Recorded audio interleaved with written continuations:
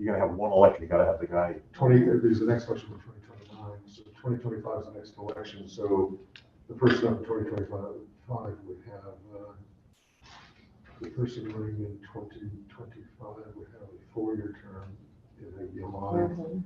If the person running in 2027 gets a 2-year term. Yeah. Okay, all right.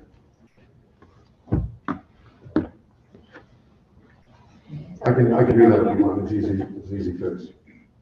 Counselor, they're asking if you would just repeat that. Oh, so we need to reverse the stagger. We need to align, which means that we just discussed this a moment ago, the candidate who is up in 2027, I'll have to clean up that language, will be for a 2-year term and will then be eligible for a 4-year term in 2029. When everybody runs the whole, that's when the whole family comes together.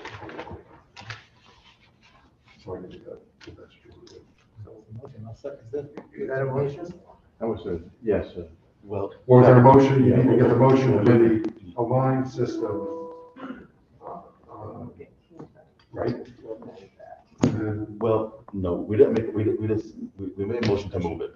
Right, so there's, so. We need another for the specific choice. Yes. I guess if that, however you guys want to do it, it would be an amendment to also align the Board of Ed with the 4-year cycle. Right, so you're amending what's written here that we did, yes. Okay, so I think the easiest way to do it, let me repeat what we're gonna vote on, and then we can go like that. So the motion would be for the alders to run with the mayor for a 4-year term as it is laid out in scenario 1 in section 6B1, and we are going to reverse the stagger for the elected members of the Board of Ed. That sound right, for Councilor? the elected member who would be, The elected member of the Board of Ed, right? That sound, okay, easy way to say it? All right, all in favor? That's in English, yes. Yep. All in favor of that motion, say aye. Aye.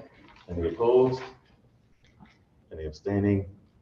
Okay, approved. that is approved. Number 5. Is there a motion? I move, Vice Chair. I move item 5. Second. Okay, item 5 has been moved and seconded, so now this one, yeah, so, This is the four different parts because there's 4 different references to this. This is a situation, if you only have one party on the Board of Alders, this permits the Board of Alders to appoint, to elect 2 members to the various boards and commissions that alders serve on. The board has been restricted to 1 because of the bipartisan requirement. And so the first paragraph deals with it in a general term. There's a word "of" missing in there, I'll fix that. There's a reference to litigation settlement committee because on the litigation settlement committee, it requires two members of the finance committee of the Board of Alders who shall not be of the same political party. So I took that language out and made a reference to the language in 2A2. Item number 1A2 talks about the mayor's appointment authority. And this basically puts the burden on the mayor to make sure that as the mayor is making appointments, there's a burden on the alders as well. But as the mayor is making appointments, the mayor needs to be mindful, particularly when there is a one-party Board of Alders, of making sure that the composition of the board and commission will accommodate 2 alders, because you're not going to automatically get 2 alders if you would throw the board out of alignment for minority party representation. It simply puts a burden on the mayor. It also establishes a standard that if you appoint somebody who further keeps it in a place where you don't have proper alignment, that's grounds for rejection of the nominee. Don't send them over here because we're not going to accept it, and we have a charter rationale for doing it. The last provision, and I know the vice chair may have some comments on boards and commissions later, but if the boards and commissions stay in here, this is the park commission, a minor issue of the park commission, we're going to discuss the other issue later. This is the only, other than the litigation settlement committee, this is the only other place where it has the term bipartisan basis for the appointees to the Parks Commission. It now will refer to the section of the charter that establishes the standard. So that's it. That's why there's 4 sections.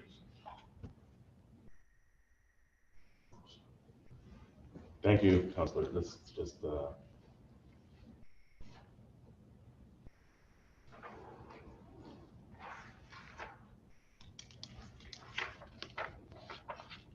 okay, Counselor, would you just explain again? This litigation settlement is the committee that is in the charter that does require 2.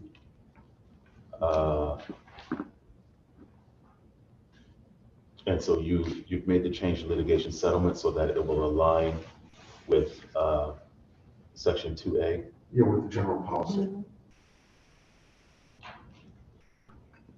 Okay, is there any discussion on this? This isn't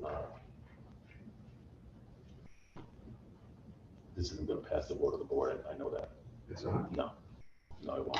But you always want Not for litigation settlement, it won't. to, you The should difference- not take it out. I mean, It's just, what it's saying is that it's going to, that they will not be in the same.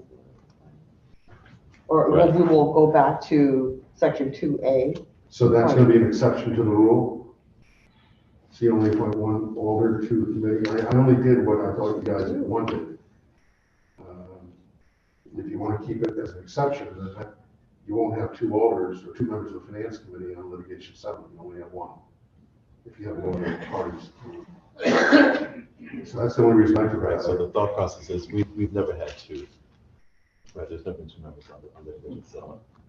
So I just make it 1 member litigate, 1 member of the board of alders. That's the other solution. No, Just, when Arlene DePino was here for 10 years, she was a Republican. And when he If had, if you, Always let's, had 2. let's talk in the mic and we'll. before I took office, Arlene DePino was the only Republican, so there was a Republican sitting there for 10 years. And before that, I always had, when I was corporation counsel, there was always a Republican member. So there were always two Democrats, usually the chair of the finance committee and someone else. Actually, I never did it when I was chair of the finance committee, somebody else, I asked somebody else to do it. so right now, for the last 12 years, it's been like that, only 1. It doesn't change the outcome, but the reason why there was 2 folded on there, is to get more representation of the people on voting. That's what that comes down to when we sit on something. There's more representation of the people. That's how I look at it. Yeah, and all I was doing was going through the charter and found only 2 provisions where this was, and I was just trying to be consistent with what the BOA number 5 was asking for. So if you want an exception, you can do it, create an exception. Well, I'll yield to the committee if this has to go Sure. through, but I don't remember talking specifically about litigation settlement. In our discussion. We actually didn't in terms of adding, so we're actually going to be adding a new member from the Board of Alders. No, the current charter does say that there should be 2 members of the finance Right. committee So the difference is that we're just putting in, who should not be of the same political Right. party, and I thought that that was consistent with what Right, yeah. BOA number 5 was. So right, if you want that exception, Yeah. I have no horse in the race. I just wrote it because I thought it was So I consistent. think this is helpful, Mhm. helpful to the, when you don't have a minority rep. I mean, I think this just clarifies just the make sure, yes, current, you have 2 members. but that's what I thought. Mhm. I'm not, at this moment, I'm not particularly sure. If there's a reason why you don't want to do it, you can create an exception. So there's no reason why you can't if you want to. I just want to explain my drafting. I went through the charter and try to make it consistent. Commissioners?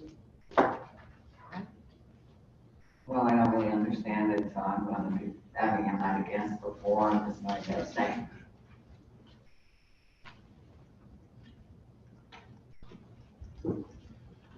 I'm confused as to what the question is in terms of, are we opposed to it being aligned with the first section, or I'm not sure what. You want to keep the language that was stricken. Yeah, so- That was in there before. So you Right, so want- this was not something that we discussed. Who previously. shall not be of the same political party.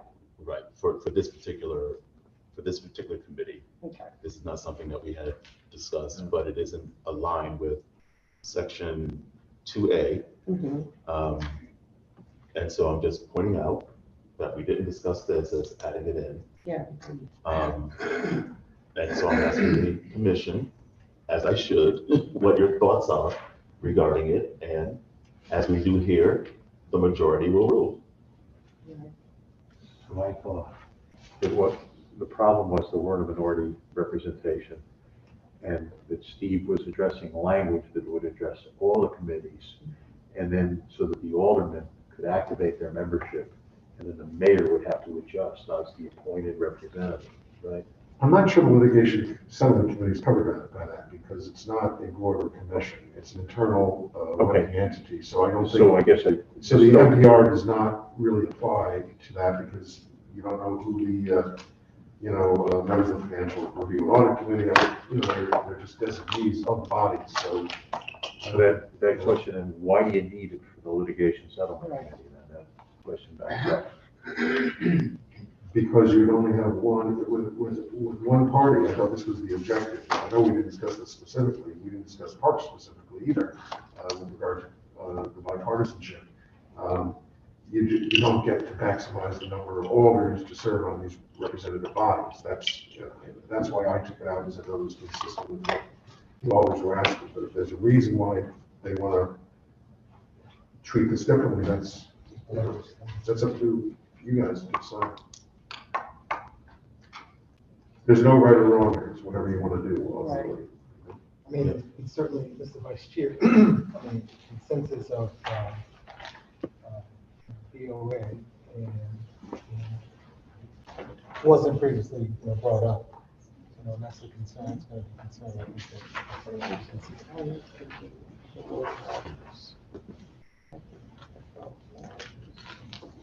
Colleagues, how should we move forward? I think the way it's written is okay, and maybe what we talked about, it just applies to the litigation settlement committee, it just expands the thought process into another area, but It doesn't change the numbers or anything like that. We have one fewer, if you keep the bipartisanship requirement in there, or, is an affiliated alder, they serve there too, you will have one less alder that is entitled under the charter, that's all. And I thought that's what they were trying to get around. That's all. Can we move this item to the 9th?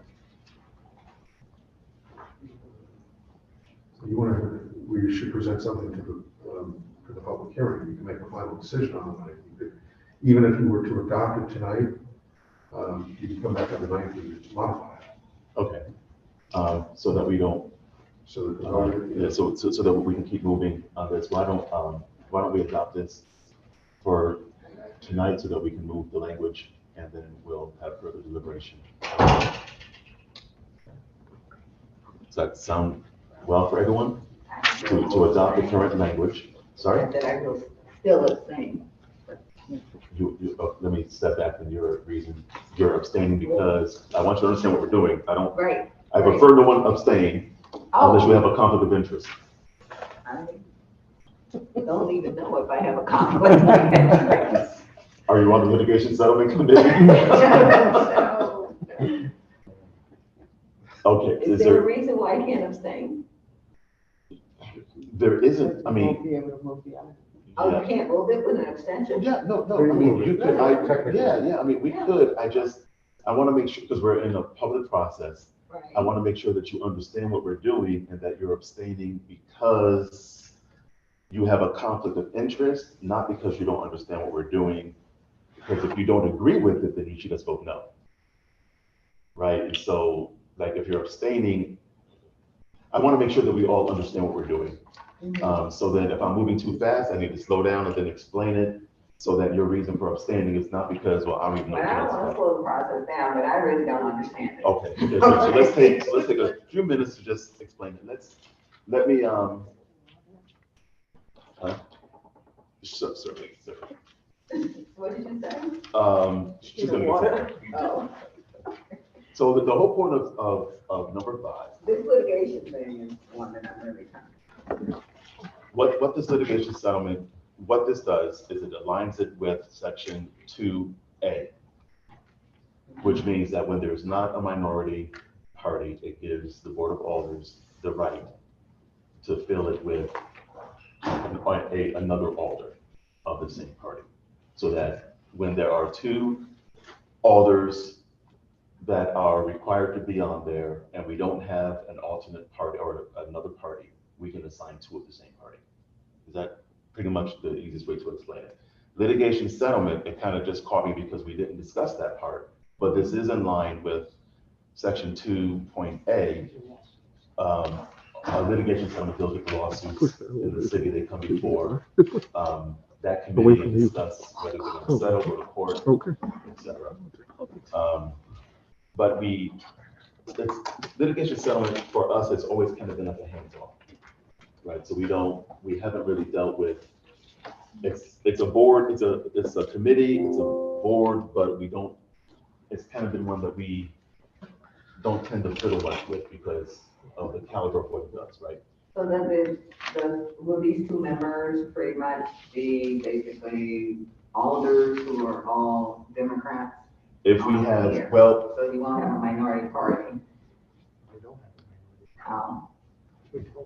So I was just thinking on top here, that if you don't, then it goes to the mayor to then appoint somebody who's in the minority party. No, that's not it.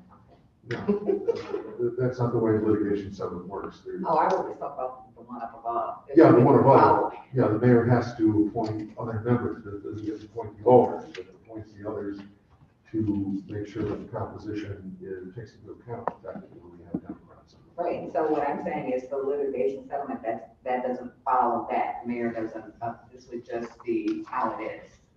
Everybody's ex officio on this one, Okay. by virtue of their position. Okay, so I understand.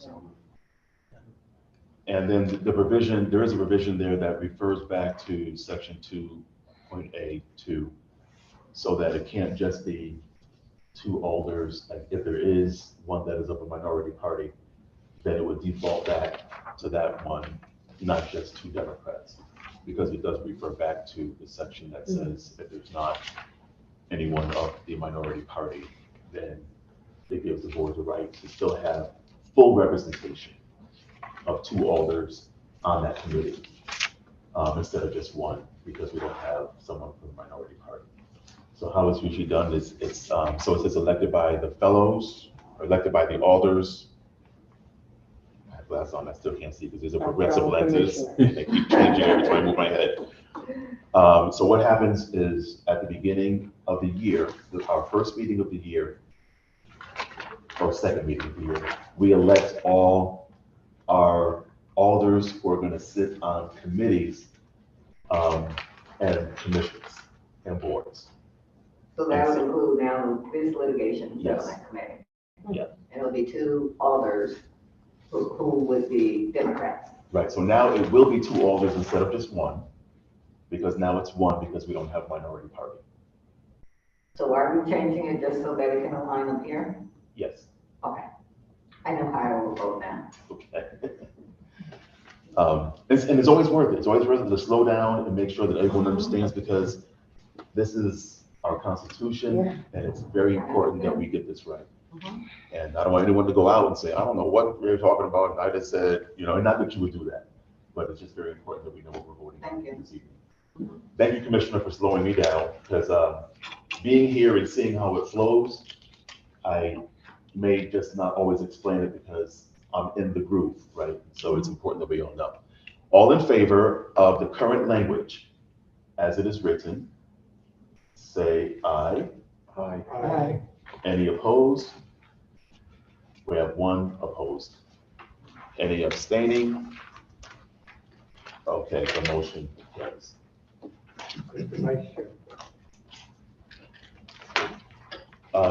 Yes, Commissioner DeCola. I move item 6. Item 6 has been moved and seconded. This is in regards to the contractual relations, the MOUs, et cetera, and then there is a,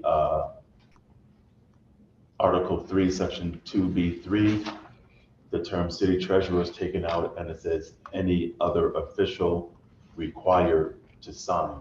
If council can, I'll explain both. Yeah. And then I'll explain the yellow language as well. We should talk about this for a moment. If you recall, this was the language of the Corporation Council. She was absolutely right. The yellow language is like disclosure language. I tend to agree we don't need that language. What I think we need is the definition at the top of the contract. So the contracts include all the things that you want to have access to as alders to be able to make decisions about what you approve and what you don't approve. So by having MOUs, MOAs, letters of understanding, letters of agreement, side letters, and other agreements, it covers and broadens the term contract so that by ordinance you can make determinations about what comes before you. And for that reason, I don't think you need 2B6, frankly, which simply is kind of a burden on the administration to, they should be sending things over to you. There's an ordinance that says that contracts, letters of agreement, et cetera, in excess of 5,000, less than 5,000, whatever what you determine, they have to comply. This disclosure requirement is not really necessary. It was the way I approached it initially, left it in, but I'm not sure it's really needed, to be candid with you. The second change, we took out the city treasurer. There were some concerns about having the city treasurer in there, and the language I came up with, I tried to talk to a bond counsel, David, and I missed each other, and I will continue to try to dialogue with him, but I thought that it would be, the concept here is that the mayor, along with somebody else, had to sign. So I think that somebody else will be determined by a bond counsel or by the rules of the engagement with respect to those types of transactions. So it preserves the concept that the mayor doesn't sign a bond by him or herself. Would be with another official who has to sign it. So that's very simply what 2B3 is. So and then you might have seen I capitalized the word contract throughout because it's now a defined term. It was not, I was surprised we didn't define it earlier. So that's all that does. And I want to remind everybody, we should take a look if there's any things that you think you need to talk to me about. We should do it. I'm going to push myself till about 7:10. I have a 7:30 meeting in Norwalk, which I'm doing by Zoom, but I do have to leave at that point. Maybe I want to leave the schedule. So that's the explanation. Did I go too fast? Is that clear? That was just that one item. Okay, no, I just want to make sure everybody understands. I wasn't just looking at you.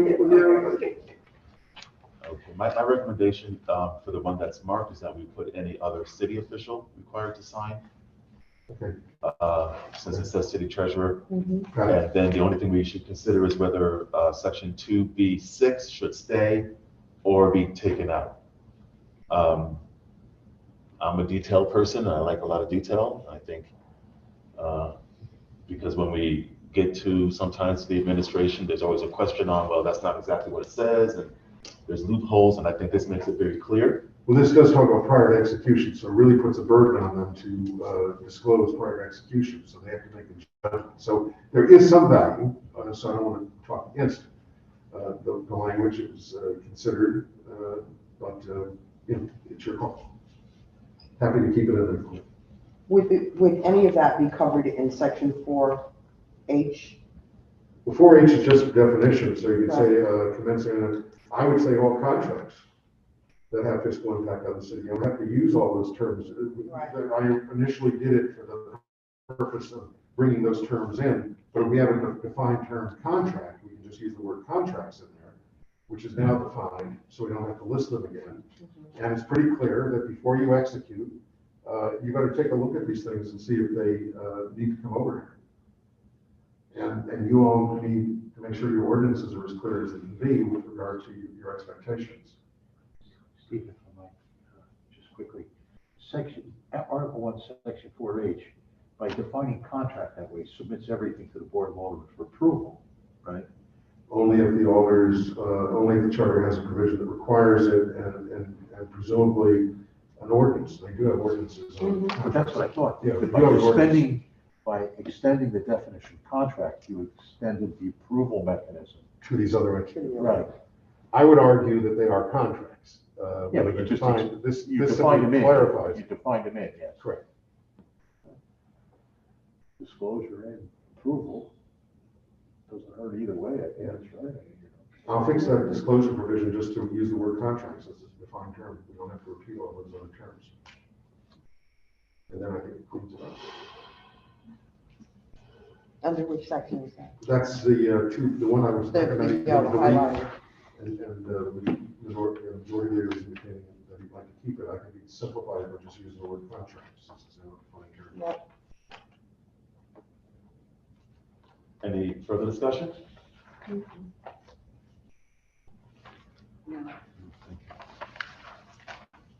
All in favor of the current language under BOA number 6, signify by saying aye. Aye. Any opposed? Any abstaining? Item 6 is approved.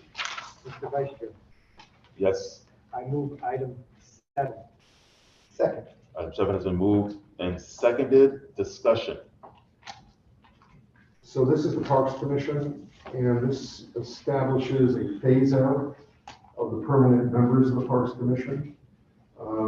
And I think it's important to do this, even if you were to move this commission out of the charter into the code of ordinances. I think it would be important to have the voters speak to this issue in November. It would make it easier to write an ordinance to move it the other direction. I mean, I think if you leave it in the charter and don't make the change, since it's a special act, I think it would be mildly problematic, although you'd be basically walk away from your special act. And the real question is whether the 3 commissioners would feel that they had any right to be there based on some agreement that whatever the East Rock Park Commission is or was had with the city when this was adopted. So this would phase out the permanent members over the course of time. It's not defined because we don't know when they would leave, retire,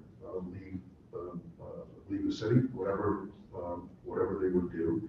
And it also calls for the development of an ordinance as the members leave, the board would have to work with the mayor, look at the alignments, and the appointment might be a temporary appointment to fit into a term that the alders would have to adopt by ordinance to build out the 6 appointees by the mayor. So that's what this attempts to do. Any discussion?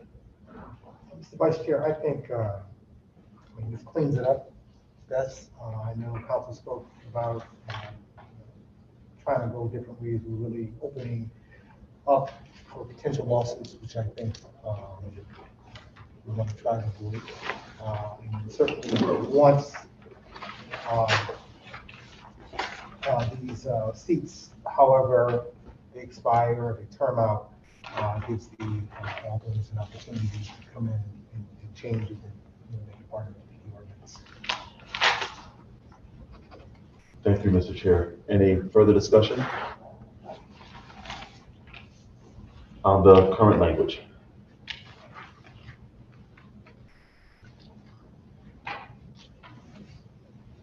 Wait on you.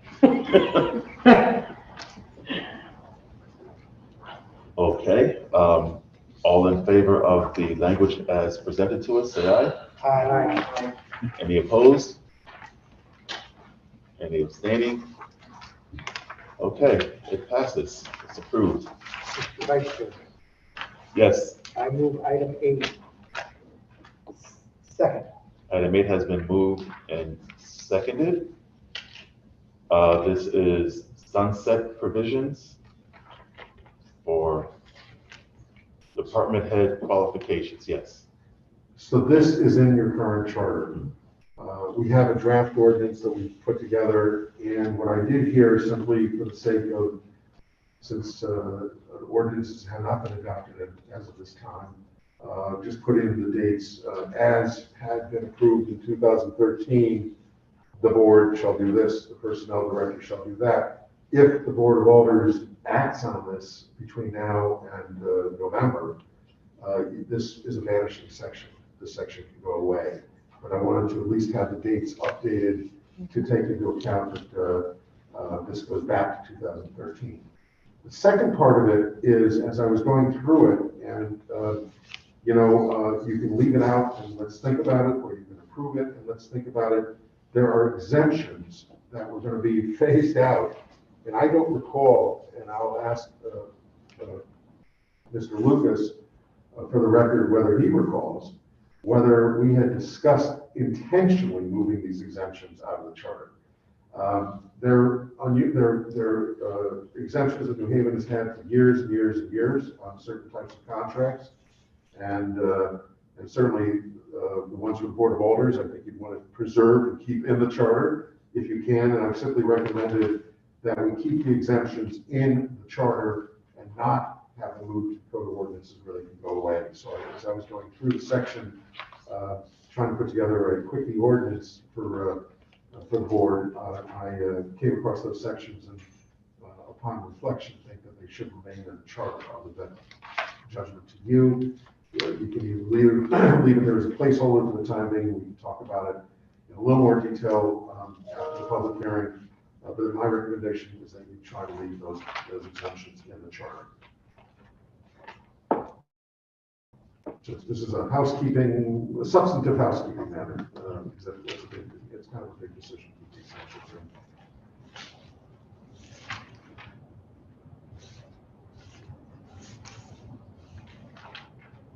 Any further discussion?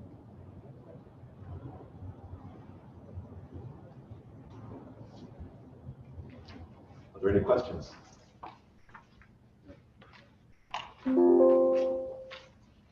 Okay, all in favor of the language as BOA number 8, say aye. Aye. Any opposed? Any abstaining? Okay, it is approved. Mr. Vice Chair, Yes. I move item 9. Second. Item 9 has been moved and Very simple. seconded? Yes, sir. Very simple. We're reducing the time, or increasing the time that the alders may have to fill a vacancy on a board or commission from 60 to 90 days, period. Simple. We've discussed this at length. nauseam, yeah. Or at length, is a better way to say, yes. Because we've been trying to get this for a very long time because it's very difficult to get things approved in that short period of time to organize a place. Is there any discussion on this item? Any more discussion, I should say? Okay, all those in favor of the language as written, say aye. Aye. Any opposed? Any abstaining? Okay, it is approved. There we go. Yes, yes, sir. Mr. Vice Chair, Yes. I move item 10. Second. Item 10 has been moved and seconded. And this might be the one, Counselor, that you may not have time to talk to us about because we may take a little bit of time on this one. No, that's fine, and you should. And I also know that are you planning on raising the issue of boards and commissions tonight? I'm gonna try. And all I wanted to say to you and to the chair, to the members, that whatever you decide, I will be able to do. If we need to make a transfer, it's late in the game, but I think I can figure it out. So I think that's a policy decision. I don't see, if I may just address a couple of the issues, so you remember these after I leave, because I don't think there's anything complicated in here. The residency issue, I said, I said no action, we didn't have anything before you, but you're going to have something. On the traffic authority, I recommended just leaving it as is. The traffic authority is not mentioned in the charter, and therefore, if the statute changes, you can simply create a traffic authority, so you don't need the charter to say that. So I just wanted to point that out. And the last thing on this list was the Board of Health, and it simply is a deletion of the language that the health director thought we should delete. If there are any broad questions before I leave, I'm happy to, because I'm pushing myself to 7:10 for you guys. But you can discuss the policy, I don't think there's any legal issues per se. And somebody, Al will call me tomorrow, or Ann will call me tomorrow with the results of these last items. I think we're good, Counselor, if anyone has any. I apologize, I gotta get, thank God, not too long, but with no one. We have a judge on the commission, so. He's an esteemed member of the bar. Yes, sir. No problem in the barrel. Thank you, everybody. Thank you, Counselor. See you next week. Okay. Okay, we have moved item 10. Mr. Chair, just to break it up, so if we go to, what is it, section 1, 2B, that Board of Health, can we decide if, are we in agreement with that one before we go to the other? That it just stays. Right, Yeah, because this is, 10 has 2 parts, that's what I mean. Okay, you don't want to do them in order? No, but I'm just saying is, we're, that's when you get this, I'm just getting to the simple ones first, and then we deal with, the private authority, we can And just just do one vote. go to ordinance to create that. and the other one, it reads that public officials should be elected. That's the one that's the question mark, right? Yeah, so, okay, so, well, if you're asking, yeah, so we'll deal with the last one first. It's still gonna be the same amount of time, I think. Right. But the section, But this move, it's the easy ones out of the way. right, so we can't move it because it's just one item. It's just- But we can just come to a consensus that we agree on the language of the Board of Health. Yep. Everyone in agreement with that? Yep. That we should take out that last clause of the qualifications. And then there's an insert in there that there's no need for us to put a traffic authority. If the state decides that that's the way that we should go, then it will be by state statute, and then we'll create an ordinance for it. Okay, so that brings us back up to the top, to the section 12B, appointed officials. And this deals with taking the 22 positions out of the residency requirements. So, I did have a question. So what I will do is I will call Corp Counsel to come, if you would, please. I did have a question on what created the vision, if we could do something here.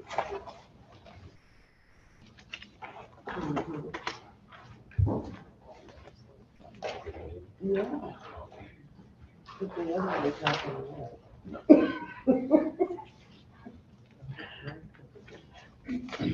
Thank you so much for being here, You made me think I Counsel. was gonna get away with it. No, absolutely not. Absolutely not. You got that pretty blue scarf on too? We have to get you on camera. That matches her back. Yes. Okay. We have to get you on camera. Of course. If you can have your name and address for the record, that'll be helpful. You want my business address? or my- Business address is fine. Okay. Catherine Lamar, 165 Church Street, New Haven. I also am a New Haven resident, but go ahead. Thank you. So the question that I had in another commissioner, what would be defined as, could there be a broader scope of giving residency to Greater New Haven? And what cities would that encompass? Would it be East Haven? What would be that boundary for Greater New Haven? Well, you could define it any way you want. Could be New Haven County, if that's what matters to you.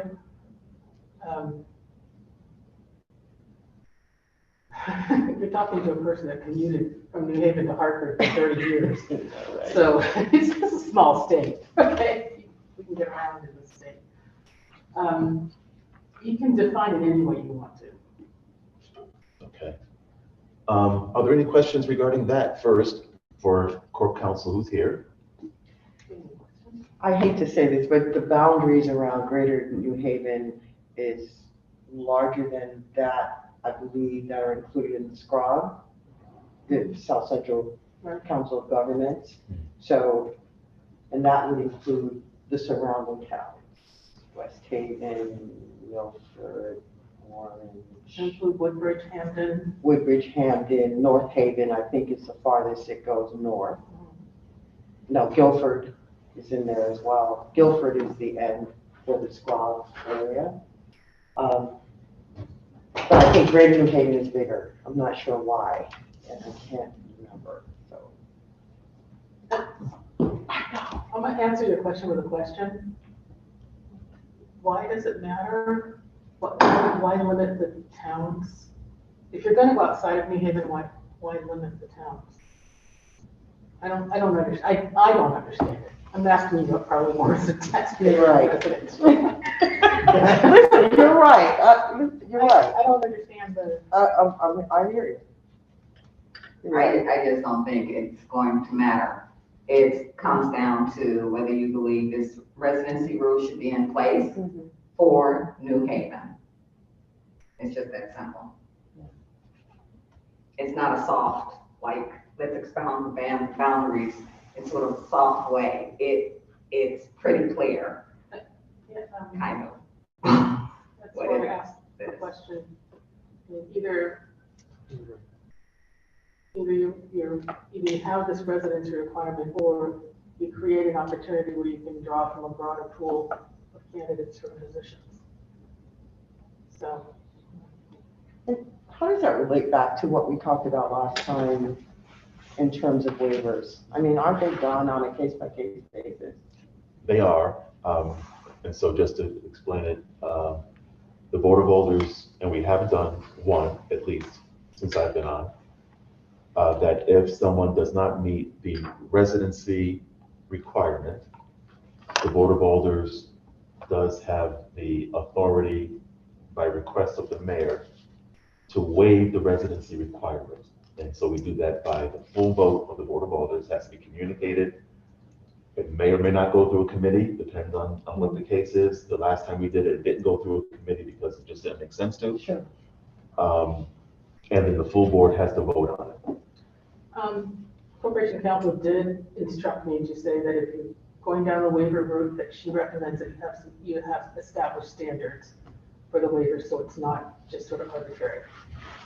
It's not already written, our waiver, that waiver standard. No, it's not. It just says. The 12D is an elector waiver requirement of the charter. There's no waiver of residency in the charter.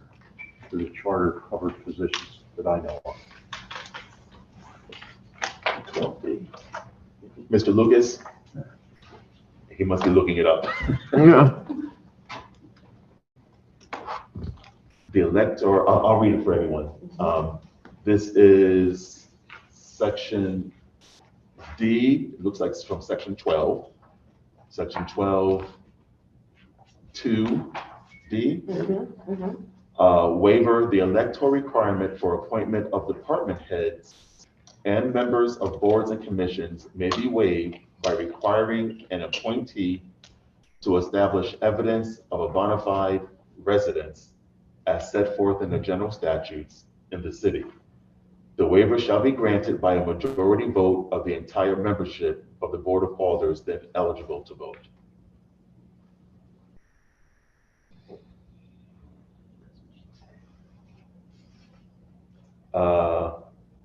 Does everyone have this? It's in your charter. It's in our. It's in the big one? Okay. Because sometimes it's easier if you're looking at it to Yeah. kind of, because I read it, just so I have to look at it again. So is that a waiver that applies when someone is not an elector but is a resident? I'm not really an expert on this because it seems to be just for an elector. It does not seem to waive residence. At least that's what it seems like it to me. And just for clarification, wouldn't it discourage individuals to apply in the first place? I can't hear you. So wouldn't it, sorry, I'm having asthma issues, so I have to run out. Let me just say that first of all. Wouldn't it discourage individuals from applying to begin with? So you wouldn't even get the waiver? That's been the problem that the administration has presented, and that's the request, why they're requesting this, because we have various positions that have reportedly been hard to fill because they require New Haven residency. And so just to be, for clarity, we do have department heads that are working here that have a New Haven residency requirement, and they have a house in another town, and they rent an apartment here to meet this requirement. And so whether they stay here or not, I don't know. But Yes. some are actually maintaining 2 residences to meet this requirement. And that's That's a what I choice mentioned last. when you It's a take a choice. position. That's the choice we And, take. and I think that just in terms of whether or not somebody decides to do that is entirely up to them. I think the list is expansive in terms of the number of positions that they're requesting be party to this change.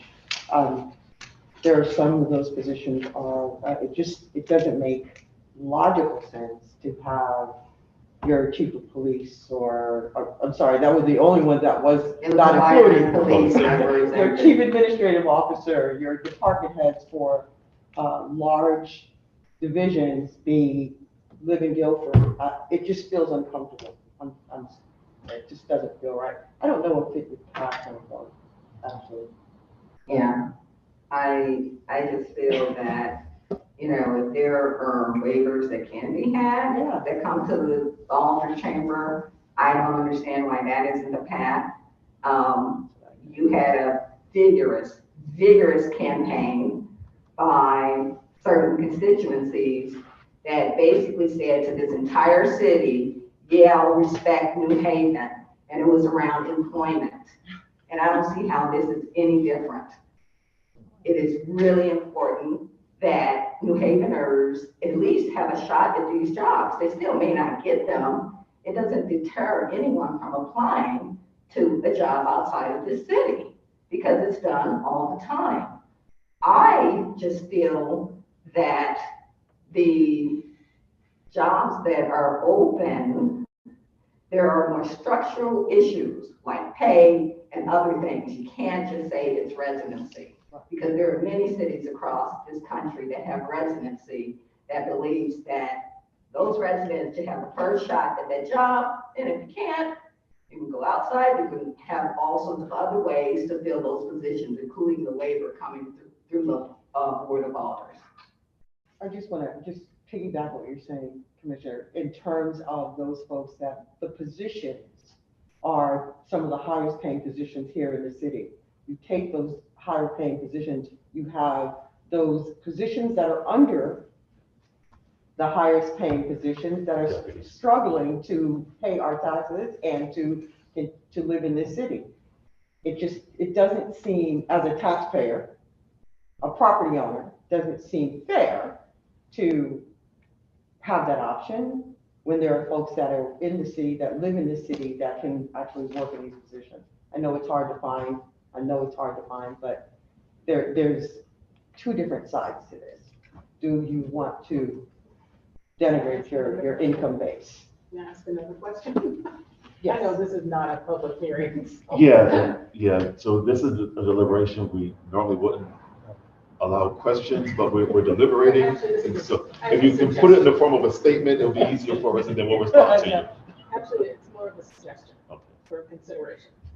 That there may be some middle ground where New Haven residents could have an incentive or a leg up for the positions where it's not an absolute requirement for residency, but, you know, if you're a New Haven resident, then you're a preferred candidate for a position. Is that a possible way of It's addressing already this in issue?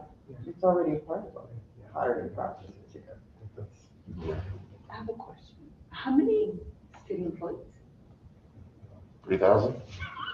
But on this list that we're considering, there are 22. And so those 3,000 individuals or So Minus these 22. are, can live so anywhere? the rest of the city is Mhm. either special funds or union. Tested. Tested positions, special fund positions, or union positions. And they can live anywhere. So the union supersedes our charter or any of our ordinances. So if the union says you don't have to live in New Haven, you have to live on the moon, then that's what What the, does the union say? as long as you're here on time.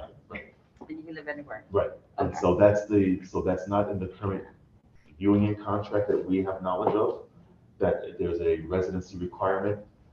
So the administration added these non-union positions and said that now they want to have all of the positions not necessarily be resident requirement, with the exception of public safety, which will be our chief and our fire chief and our police chief.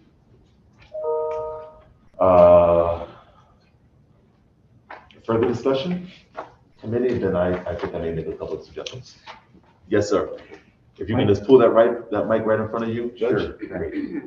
So I really like the 4-year term. I think that that's in order with the government. I think that, scaling up the Parks Commission is really a good thing to do too.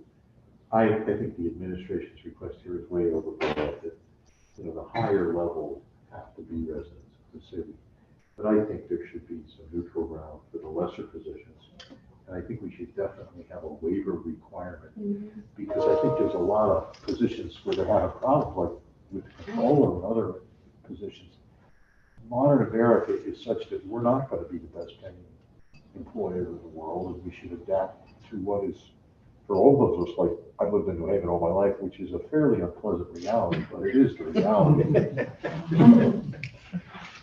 But, so, I would amend to do this, that our council draw a waiver provision with standards that give New Haven residents preference first, so that the Board of Aldermen has the authority to waive the residency requirement. Yes, sir. If you're asking me. Okay, Judge, just to answer, ask your question too, with that, couldn't that just be done with an ordinance too? If it's allowed by ordinance, but the charter here is explicit, Right. no. Right, so that language would have to be written into this, to the charter, because the charter would outrule any ordinance that we can't create an ordinance that would over. In the charter. Yeah, that would be very I just, again, if I can speak, this is a tough job market. I just feel that you just have structure. There's a reason why this is in here. We have many, many positions in the city that don't require residency. I just feel that this is, and I've talked to many people, and they feel very, very, very strongly about this. So I feel that there is a path forward. There's already a waiver requirement in here. I don't understand why we have to, make it that much easier with preference. It says residency. And if the mayor feels strongly about a candidate, he can bring it here to then go through a waiver process. Again, I don't think it does. It says elected, it doesn't say residents. So there is no, to my knowledge, which is, de minimis, there is no waiver provision at all on residents. On red. Right, so I think that, and I completely agree, Judge. And I think that the thought process was that if you are an elector, you're a resident. Right, and so that was that thought process, and I think it was used interchangeably. Electoral resident would be the same thing. Because everyone who works in the city in this positions are expected to be electors, right, registered voters in the city, which is a way that they prove that you are an actual resident of the city because you are registered to vote in this city. Right? Am I correct with that? And I see Mr. Lucas nodding his head, our staff, right, okay. So that's why we use the term elector rather than resident. In that section that we refer to in part of our charter. Now, we could adjust that to say resident or electoral resident. We could add that word to it, which would, I think, satisfy what Commissioner Keys was outlining for clarity. Do you think that would? Expressing a thought and requesting clarity would be great. Yes. Yes, Mr. Chair. Sorry. I would suggest also, and I'm in agreement with Commissioner Milton. I think that I'd feel more comfortable with leaving it with no action taken, and let the Board of Alders decide if it's something that they want, because I mean, obviously, if it's something that they feel that should be different, I mean, they can refer it back to the commission. So that's another thought. But Yeah, we could, or we can take a stab at it, take one more stab at it and see. We can always pass the language, because we have our next meeting, as we did on a couple other things that were a little controversial. Pass the language, and then have the public hearing, and then make amendments to that to the language, because as we have, the document that we have still has some things that need to be cleaned up on it, cleaned up in it.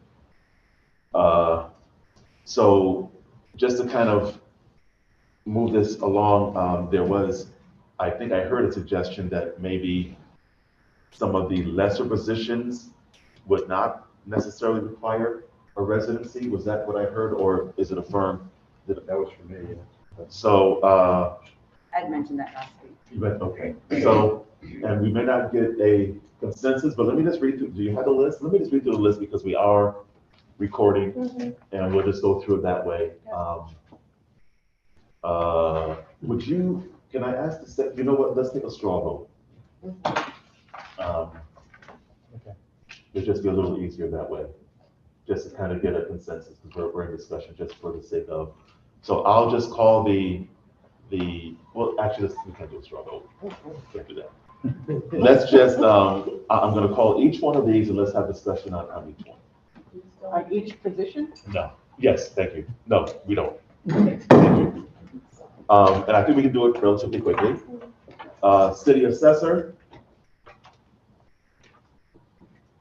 In or out? I'd just say, speaking for myself and a fairly limited knowledge of what position does what on the day-to-day, I feel generally better about a waiver so that the Board of Alders, who are more informed and are looking at a particular candidate, can make that call. Not to be down on myself, but I do not trust myself to have an educated opinion at this point. Okay, so that means that we need to slow down, because we don't want anyone voting without understanding in entirety what we're voting on. So if we need to give a brief description of these, then. But that doesn't really say that you understand. You're talking about positions that, I mean, unless you work in city government, you wouldn't know what those positions really actually are. But these are corporate positions, right? So everyone knows what an assessor does, right? I mean, it's a corporate position. So some of these may need a little bit more explanation, but a chief administrative officer, a city librarian. I just had a thought. Yeah, give me just 30 seconds. Let me think of the best way to maybe push this through. I thought we can just go through them, but okay, let me yield to you, Commissioner. My thought was that we have a conversation with council to create or make recommendations. We can say, these are the ones that we feel should be included or not, and then let him draft some kind of language that will be presented on the 9th. That will include those. Yeah, that's what I was hoping to do. Let's see which ones we would be satisfied with including in outside of public safety.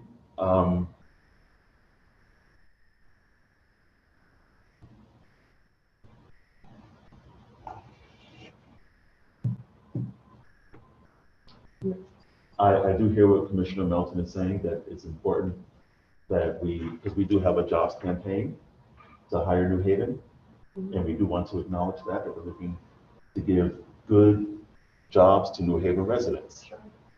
And so I understand what kind of message does it send if we're saying you can get a good job in New Haven just not in City Hall because we don't have the requirement here.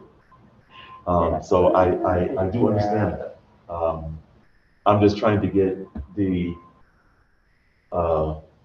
rest of the commissioners to weigh in so that we can see if we have enough thought behind it to bring it to a vote. clear where I'm at. I agree with Commissioner Walker. Yeah. So I had mentioned last week, like Judge today, about Pull that. having, Yeah, or right to I the mentioned mic. last week, Yep. about just having the original, the list divided into, those positions that are higher, right? And in those positions, I mean, there's some positions on there, like the director of youth, the director of elderly services. And then one of the other thoughts was in regards to the Greater New Haven. I think that's where that conversation came up. I wish I could, and I get closer, but if I talk louder, I'm gonna go into a full. Okay, Oh, can you just put the mic right up into your, Okay, so. perfect. Okay, good.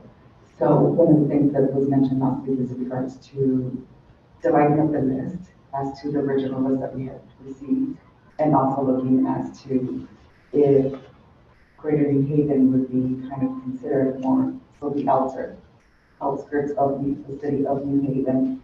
This is really the first city I've ever lived in that has this. I know New Haven's quite special, and I've stayed here for a while now, but I haven't really seen this. I'm not quite sure that it's in other states, other cities in the state, and it's a really small state, like Port Council I mentioned, really small. I work all over the state, so I know. I think in terms of whether or not it's done in other cities, there it is. We had in our documentation that we had at the last meeting, a list from council that showed who had residency requirements and who didn't. So it's not something that we're creating. It really, and then there are other states and other cities in other states that do it all the time. I think there should be an opportunity to have some type of a waiver in place for those candidates, electors that apply for jobs and that are selected and appointed to positions. There should be the opportunity to do a waiver where necessary. I just don't think it should be, no residency requirement. There should be something in place because of what you just said, Commissioner, in terms of we do have a hiring waiver program. We've been trying to do it, doing it for many, many years. I mean, how does that look to the world and everybody else? So. Yes, I've lived all over the country. I've lived in 10 different cities. And Me most too. of those cities have residency requirements. All of them.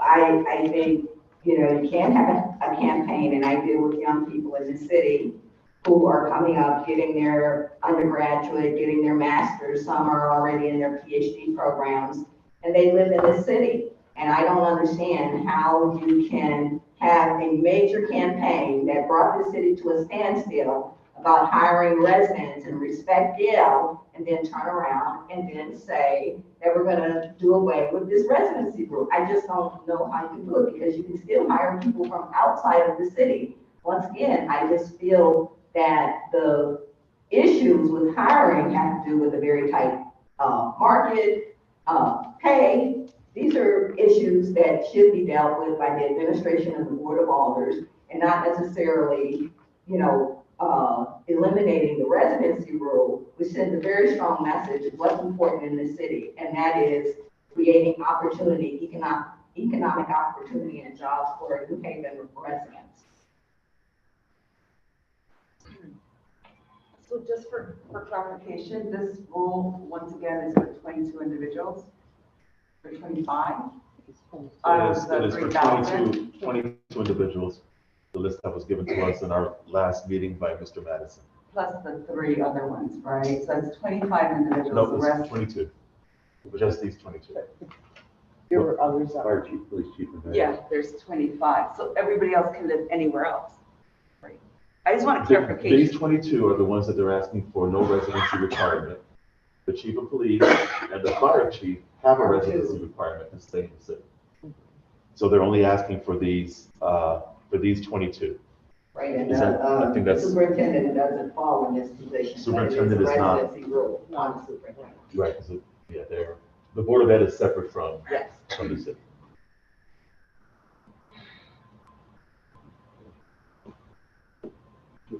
Any further discussion? So it seems that this is going to be rejected, and that there'll be a clause for be amended to have a waiver put in place so that should the administration not be able to find someone who is a New Haven resident, then it would have to come before the board.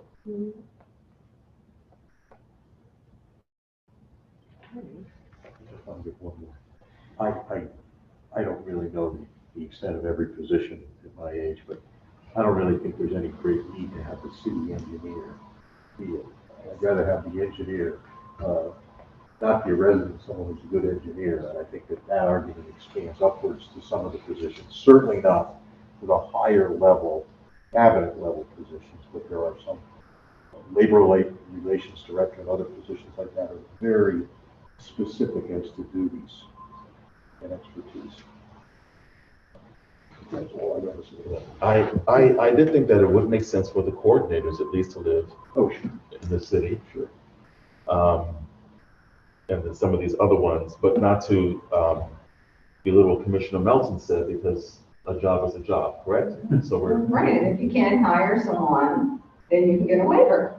I mean, there are engineers that live in the city. There are folks who are very educated that live in the city. There are people in the city who have years and years of experience. I'm not saying that it is for engineer or whatever. If you really need to hire someone and the skill set is not here, you can get a waiver.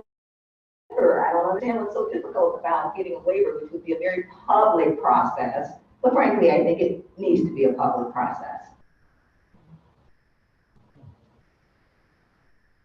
Any other discussion?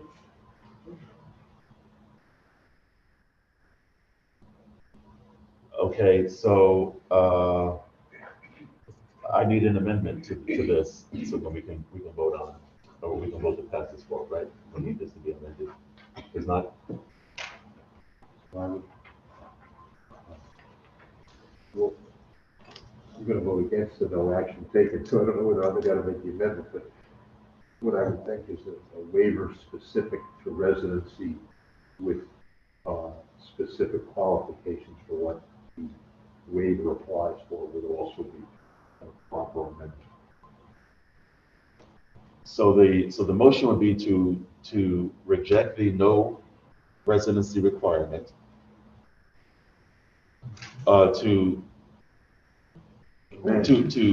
have a residency requirement and to have a waiver in place where an applicant is outside of New Haven. Say that again. Sorry. Write it down. Commissioner, are you taking notes? What I just said? And so, Like I said, I already had a fillet of fish. I'm starting to lose. So we are It's being recorded, right? we are rejecting The no action. I'm not rejecting. But go ahead. position requested for the removal of the charter requirement on residency on all non-union department heads and coordinators as listed below. So what we are saying is that we are requiring that these positions maintain residency, That's a no action. and that a waiver be put in place so that when an applicant falls outside of the residency requirements, it would need to come before the Board of Alders for a waiver. and so essentially the motion here is retaining this language and adding language on a waiver. Yes. Yes. Yes. Like you say, We- no we are- action. Means this stays in place, the residency. There has to be action. Yes, that would Well, be- no, it wouldn't be no action because they're requesting us to remove this, so we No, have he to just amend put this no this action. language. That's Steve's note. We were gonna leave it. So it's. Well, yeah, but we're not leaving it because we're putting in a waiver. Right. Yeah, so So we're we're adding amending with a amending waiver. it. Right, We're adding it. right, but I have to explain the whole thing. Okay. So I'm including the residency part because that has to be part of what we're saying for the waiver. Everyone follow what I just said? Help me, Jesus, help me, Oprah. Oh. Maybe Buddha, okay.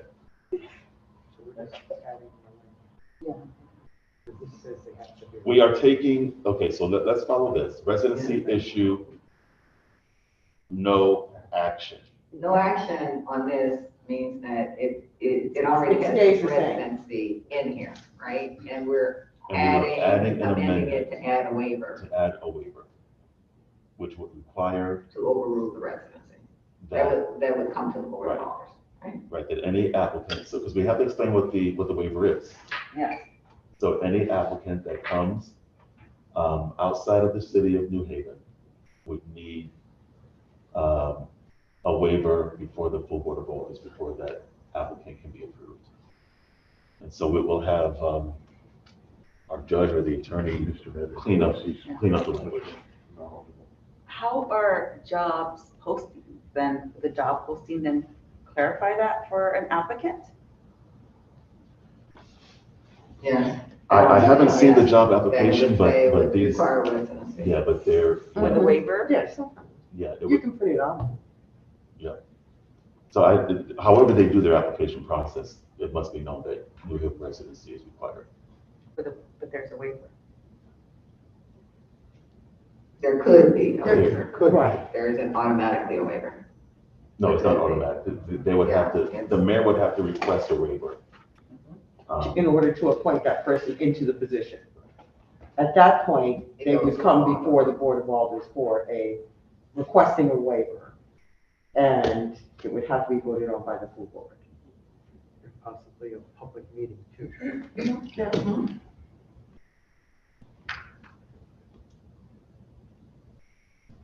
So it's still gonna end up with the same. We don't have to add a waiver. We can just take no action on this.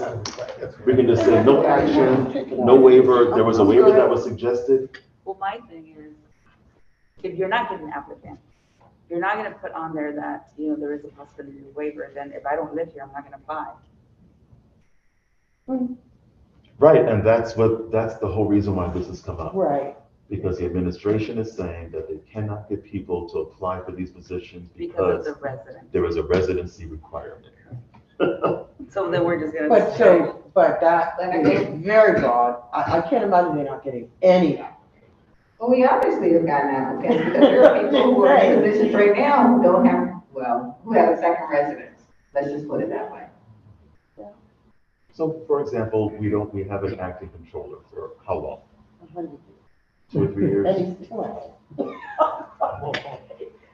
So, that they haven't been able to find any controller that falls within the price, the pay range that the city is offering.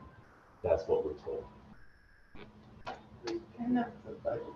So, Mr. Vice Chair, so another option is, and I think I explained this before, if we vote no action taken, goes to the board because the Board of Alders have to approve it. There's going to be a hearing. There's 2 alders that sit on the committee. They can obviously articulate some of the concerns, issues relating a waiver in the residency. And if the board wanted to take that up, they can refer it back to the Charter Commission for action to be taken. So that's another item, because even the other way, The board could come back and say they want. absolutely. For us to say, think about it again, as the way Steve put it, he said, they could say, well, we don't want to do it this way, think about it again, and let's talk about alternatives. I mean, I don't see what's wrong with that. I thought that was a great suggestion, Commissioner Sherman. Okay, that's fine. I'm just trying to get input from everyone and hear everyone's opinion. And so all those who are in favor of taking no action on item Board of Alders, item number 10, say aye. Aye. Any opposed? No. Oh, So we have 2 opposed. Any abstaining? Okay, the motion is approved. And this is for no residency, the traffic authority, and for the Board of Health, as written.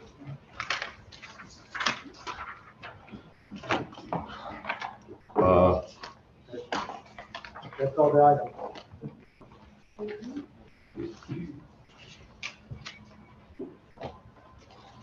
We had